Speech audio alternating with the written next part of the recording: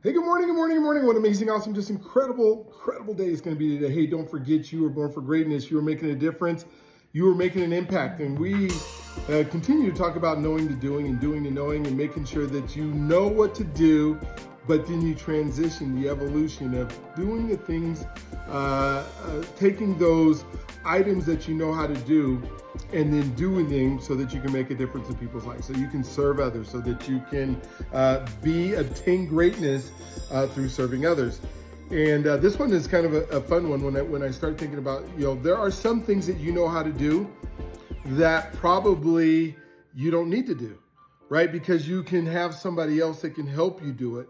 I think of, the days when used to get flat tire, and then you would be able to, get out there and change the tire. And everybody, I taught my daughters how to change tires in case they were stuck somewhere.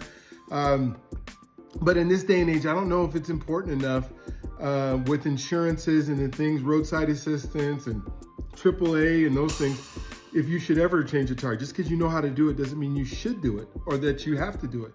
I think of, like the car that I have now does not even have a spare tire in it. And so there's no way I could change it even if I wanted to, unless I was at my house and it, leaked and went dead, and then I could change the tire. In fact, I think I did that once and then took it into the dealership. But there's some things that you know how to do that maybe somebody else can do them, because your time is better spent doing something else. The things that you do well, the things that are maybe money-making opportunities for you, or things you have an opportunity to go help somebody else because you're not doing something you know how to do. You think of some of these big yards or some of these, big landscaping things that you might know how to do it, but the time that it takes could be the time that you're doing something else.